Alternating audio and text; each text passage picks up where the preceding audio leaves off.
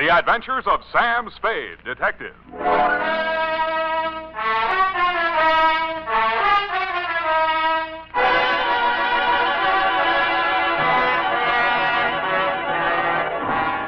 To Dr. Ludwig Zoya, 1241 Leavenworth, San Francisco, from Samuel Spade, license number 1375596. Subject, Edith Hamilton. No caper? No caper. Dear Doctor, if I owe you an apology for not keeping you informed on the progress of the assignment and for letting it drag on as long as it has, then I'll have to go on owing you, which makes us even because you don't owe me anything. The start of it was a month ago. 32 days, 8 hours, 3 minutes, and 45 seconds, to be exact. Ah, Mr. Spade. Dr. Zoya? Good to see you. Let me think. How long is it? 3 years since I visited your office. That was when you were my leading suspect in the Dunne case. Ah, yes, poor Dunne. It was he who pointed out that we psychoanalysts are not unlike you detectives. Uh-huh. We probe, we question, we follow up clues in order to find out what is the dark secret which has nervously disturbed a human mind. But we are limited. We have only our patient's words and our interpretations. Sometimes that is not enough. And that is why I need your help in this particular case. What case is that, Dr. Zoya? Please do not interrupt the free flow of my thoughts. Pardon me. Naturally, my ego feels a certain resentment against my id for asking you for your help. What makes me think I need a detective? Well, my id was just asking my ego the very same question. Ah, you too feel resentment. We must analyze that later. Bring me your dream material. Well, now to the case. Oh, yes, okay. This woman was referred to me by her physician. She has suffered a complete nervous collapse because she thought she recognized a certain person crossing a street. A person she had not seen for years. Who was that? My patient's son died under mysterious circumstances 3 years ago, and the woman she thought she saw was her daughter-in-law. Mm-hmm. It was widely reported in the newspapers at the time. Perhaps you remember it. Carter Hamilton? Carter Hamilton. Oh, Roanoke, Virginia, 1946. The mother accused her son's wife of murdering him. Daughter-in-law was hauled up before the grand jury, but not indicted. Dropped right out of sight afterwards. Good, you know that case. Well, actually, my patient is suffering from an agonizing sense of guilt. Unconsciously, she thinks that she herself murdered her son. Did she? Well, there may be something tangible at the bottom of so profound a feeling of guilt. You mean you want me to help you convince her that she really is guilty? No. That is for me. But first, we must find out. What we must find out is somebody else, whether they are guilty. What? Go all the way to Virginia, solve a crime that's been off the books for 3 years? No. The daughter-in-law is actually here in San Francisco. Well, if I remember right, she wasn't the only suspect. Well, whether she is innocent or guilty is of no importance. It is only important that we know. What? Excuse me. Yes, Miss Case. Mrs. Hamilton is here, Dr. Zoya. Oh, good, Miss Case. Send her in. This is my case. I mean, my patient. I want you to meet her. Oh, good afternoon, Mrs. Hamilton. Good afternoon, Doctor. The woman who stood framed in the doorway was a tall, commanding figure, impeccably dressed in black, with an easy $100,000 worth of black pearls wound around her neck and a black veil covering her face. She walked in ahead of you, displaying not a sign of nervousness, and stopped directly in front of me. Very deliberately, she lifted the veil, revealing a youthfully old face, deeply tanned and set off by snow-white hair. Only her enormous violet eyes showed any expression. She stared at me for what seemed like a full minute. Yes, you do. You look like the other one. Well, perhaps you had better explain, Mrs. Hamilton. My daughter-in-law, Edith, was very much in love with another man before she married my son, Carter. He jilted her. Carter was second choice. It was I who talked her into marrying him. That's why I'll never rest until my son's death is avenged. We must analyze this desire for vengeance. Oh, yes. Yes, I had a dream last night. I dreamed that Edith was dead, stabbed with the same bone-handled hunting knife she used to kill my son. Oh, yes. Well, no. You just lie down on the couch and relax, Mrs. Hamilton. I'll be with you in a moment. Come, Mr. Speaking. This is a most disturbing new development, her dream. You must get to that girl as soon as possible. Her life may be in danger. You mean the old lady is mixed up enough to take a shot at her? Here. Here is the address. And take this briefcase. Why the briefcase? Well, there are legal papers in it regarding the Hamilton estate. They require her signature.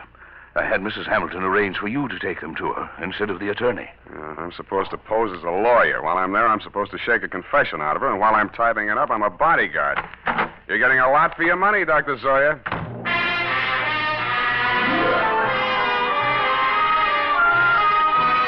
I spent the next hour or so in a newspaper morgue briefing myself on the old Hamilton case. The victim, Carter Hamilton, was the 28-year-old tail end of an old Virginia family whose blood was as rich as it was blue. The accounts of the killing were sketchy. At the old plantation, Carter Hamilton had been found one morning by his mother, dead in bed of a stab wound. The knife was never turned up. Somebody had wiped everything in the room clean of fingerprints, which sounded like robbery until it was established that nothing was missing. The state was counting heavily on Mrs. Hamilton Sr.'s testimony in their case against the daughter-in-law, but an odd angle I'd forgotten. The old lady had clammed up in front of the grand jury, and the case was dropped for lack of evidence. Then there was a picture. She was the kind of a girl who looks her best in a riding outfit with her freckles showing, and then surprises you by looking even better in full makeup with her shoulders showing. Candid is the word that best describes her features. Large, widely spaced eyes, a generous mouth, and an expression of unaffected sincerity. It was with a certain reluctant eagerness that I kicked myself up Stockton Street to Pine, across Pine to Bush, and up 3 flights of stairs.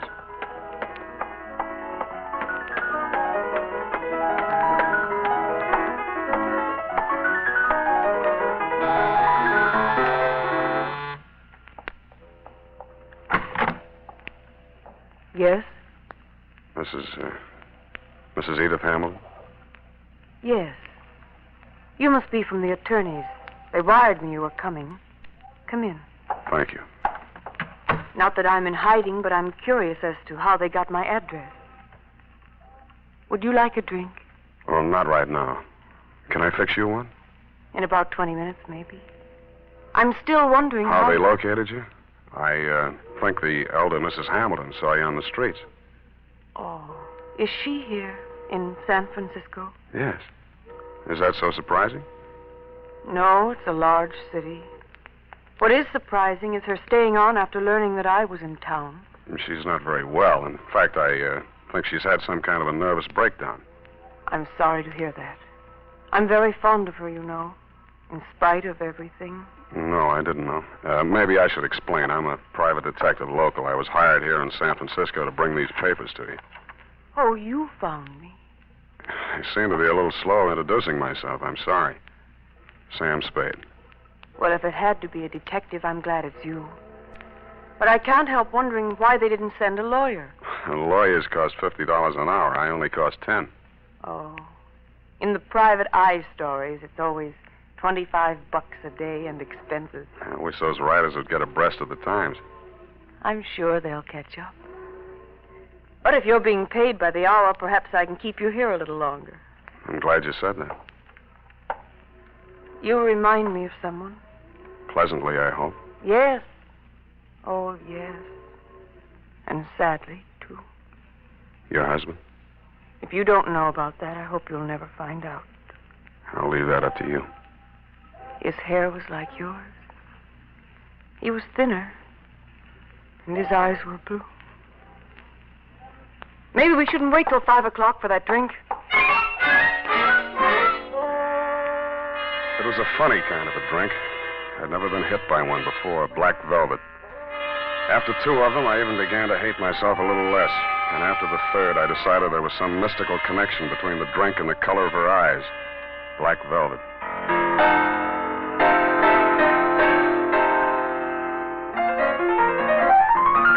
I don't know much about music, but the way she went at the piano, you knew she wasn't afraid of it, and probably wasn't afraid of anything. The pieces she played were like her, bold and at the same time delicate. Simple, but with a web of complexities in the background. Brilliant, but always colored with sadness.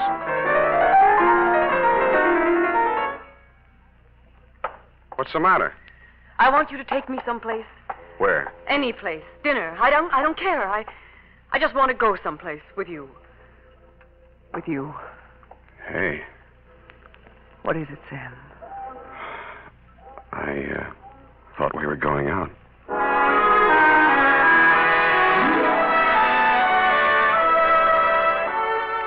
I never paid much attention to San Francisco before I met her. It's quite a place. There's a little park up on Russian Hill where you can stand and look out over the houses of the marina to the Golden Gate. There's an island in San Francisco even worse than Alcatraz. It's in the middle of the lake at Flashacre Zoo, and instead of gorillas, the population is nothing but monkeys. There are only 2 laundries in Chinatown. And out at Golden Gate Park, they have a band concert every Sunday afternoon. Maybe it was just the bright weather, but everything looked clean and shiny, as if somebody had taken a scrubbing brush to all the buildings. We even fed seagulls. At first, she never went any further into her past than the day before yesterday. I couldn't very well charge her for the progress I was not making on the case, so when I learned that you'd sent old Mrs. H to a nursing home for a 2-week rest and Edith did not need bodyguarding for the time being, I took a job that took me down to Los Angeles for a few days. I was awful glad to get back, and not because I don't like L.A.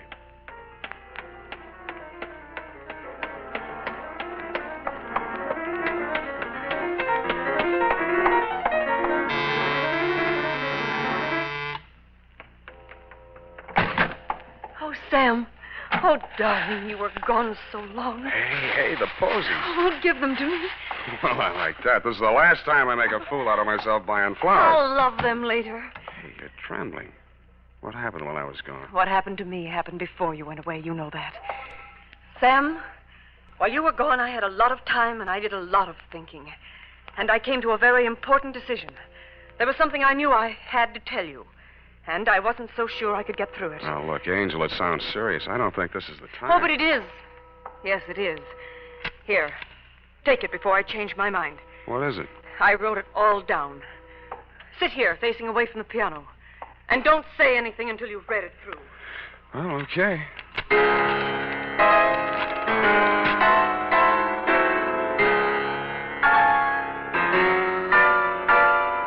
The opening sentence hit me straight between the eyes.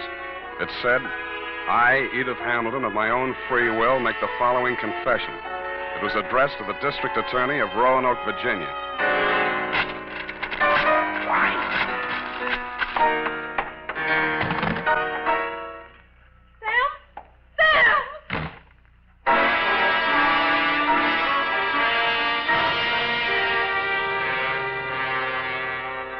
That, Dr. Zoya, was when I headed back to your office. Not to have my head examined, it was too late for that, but to tell you that I was resigning this caper. On the way, I placed 2 ads in the classified sections of 3 papers. One under office space for rent and one under situations wanted. Ex-private detective desires position as night watchman, prison guard, asylum attendant, or any more pleasant line of work. And I really meant it. The United States Armed Forces Radio Service is presenting the weekly adventure of Dashiell Hammett's famous private detective, Sam Spade.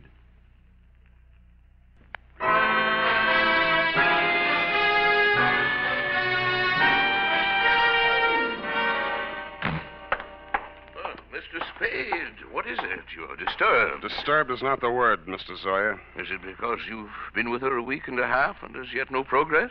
Let us analyze the situation. The whole setup has been rotten from the beginning. You send me to that girl under false pretenses. You tell me to worm my way into her confidence. Now, one moment. Did I tell you this? How else did you expect me to get a confession out of her? Should have got the play when that old lady said I looked like a man Edith was once in love with. You thought she'd fall for me, didn't you? You thought I'd take advantage of it, didn't you? Well, you could hire somebody else to make love to her. I'm a detective, not a gigolo. So she did make a confession to you. Why do you say that? When a patient comes to a psychoanalyst for help, a situation develops which we call transference. Now, this means that the doctor represents to the patient someone in whom he can confide, to whom he can unburden himself, such as a parent or a loved one. Well, then let's don't go on with it. No. Well, at the moment, that is, what you feel toward me at the moment is what we call a negative transference. You wish to continue to make love to her, but you feel guilty about it, so you blame me. Well, what then? What are you driving at? In this love affair of yours, we have a similar situation. But what she feels for you only resembles love. It is transference. You resemble a former lover. Yeah. And that is why it only took a week and a half for her to reveal everything. Oh, sometimes I think I am too ethical. Or too old. Come now, why don't you tell me? You'll feel better. There's nothing to tell. She had it written down. I didn't read past the word confession. Well, what did you do with it? I destroyed it. I see. Well, Now Miss what? Case. Miss Case, what is it? Mrs. Hamilton, she's...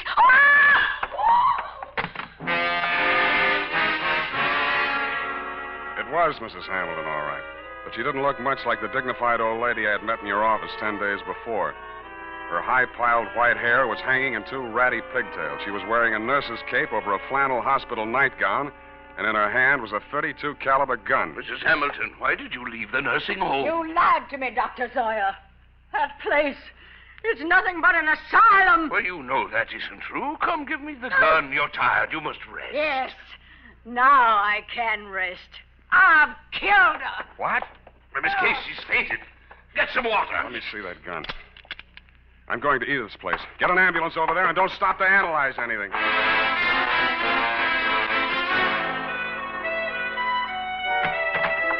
Edith was slumped forward over the piano keyboard. She was barely breathing. The old lady wasn't much of a hand with a gun. 4 of the slugs had punctured the big studio window. 1 had torn a flesh wound in her shoulder. The other had penetrated the right side, just below the rib cage, and there was not much bleeding at the wound of exit. Her face was pale and the skin cold to the touch. I gambled on a hunch she was suffering mainly from shock, moved her over to a couch, threw a blanket over her, and poured hot coffee into her. After a bit, her color started coming back. Then she opened her eyes. Oh, I thought you went away. I must have dreamed it. Lie still, Angel. Don't try to talk. Oh, well, that's the police.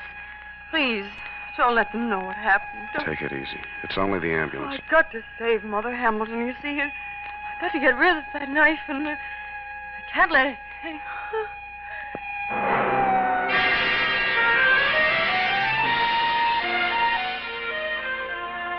I rode in the ambulance with her. She was still unconscious when they carried her into surgery. They told me she was out of danger. When they threw me out that night, I went back to her apartment. What she'd said about saving old Mrs. Hamilton and getting rid of the knife gave me a new slant on that confession I hadn't read. The pieces were still on the floor where I'd thrown them. It took me nearly an hour to put the jigsaw together, and when I did, it was still a puzzle. In her story of that morning 3 years ago, she confessed to finding the body before the official discovery, to hiding the knife and wiping the doorknobs and surfaces in the death room to get rid of fingerprints.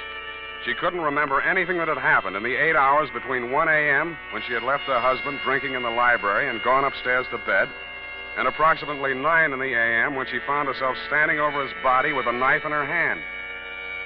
I stretched out on the sofa to think it over, and then I drew a blank.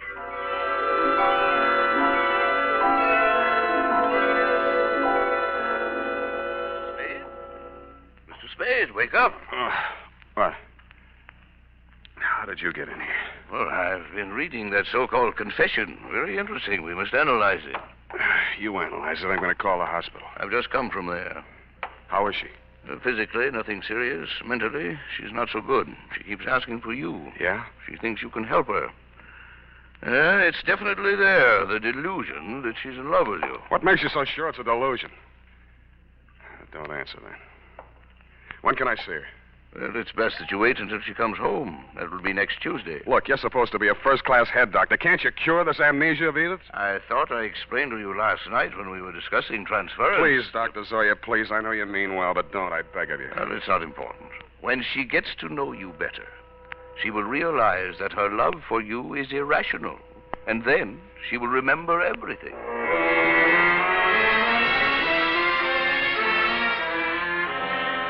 I kept myself busy like crazy until Edith checked out of the hospital. There wasn't much talk between us at first. Even her music was reticent, little rambling improvisations that sounded like children's songs or lullabies with something just a little acid mixed with their simplicity.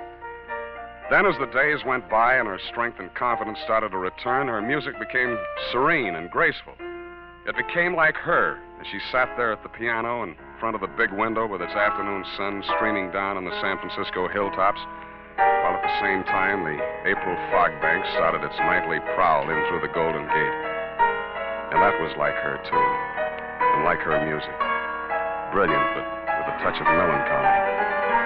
And then one day it was all warmth and brilliance, and she was smiling.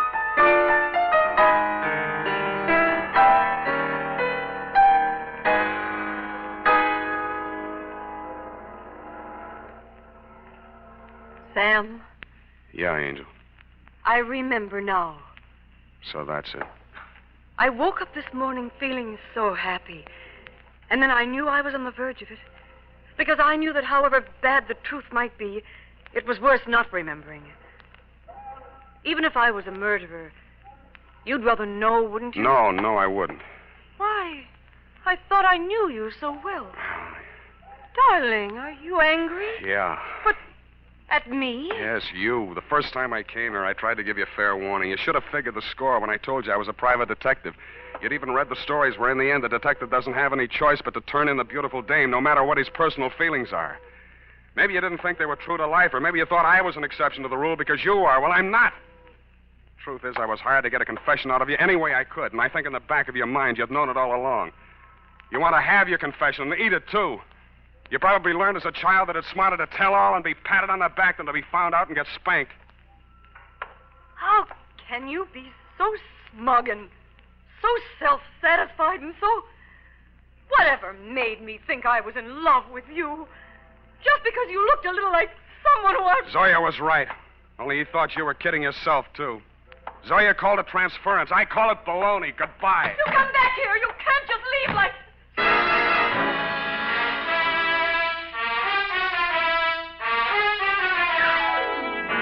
And that, Dr. Zoya, is why I never heard her confession. It turned into a lover's quarrel. But I understand she paid $25 an hour to rattle it off to you. I have before me your telephonic message. I haven't had time to analyze it, but at first glance I take it to mean that Edith was innocent of everything except destroying evidence. Motive, to spare her mother-in-law the anguish of knowing that her son was a suicide. I'm sorry, now that I know what her story was, that I didn't stay to hear her tell it. But that, as you would say, is not important. At least I cured her of that love delusion you were so worried about, even though it took a month to do it. Period, and a report. Oh, Sam, sacrificing herself so self-sacrificingly, rather than shatter a mother's delusion. Some other time, huh? I'm sorry, Sam. I'll go type this up.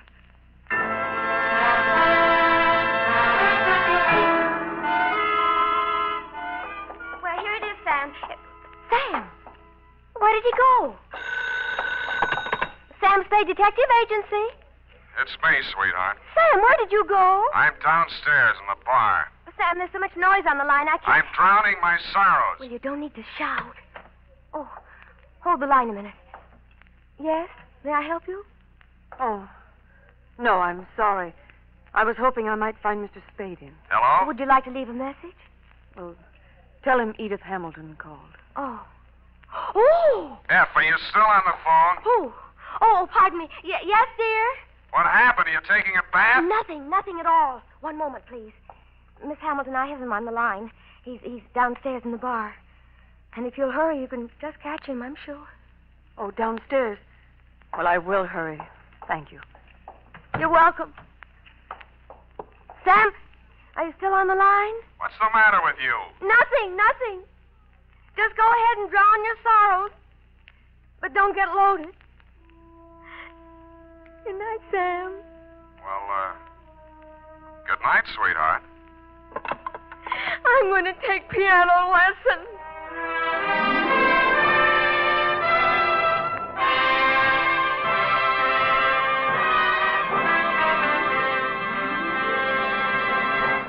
The Adventures of Sam Spade, Dashiell Hammett's famous private detective, are produced and directed by William Spier. Sam Spade is played by Howard Duff. Lurene Tuttle is Effie.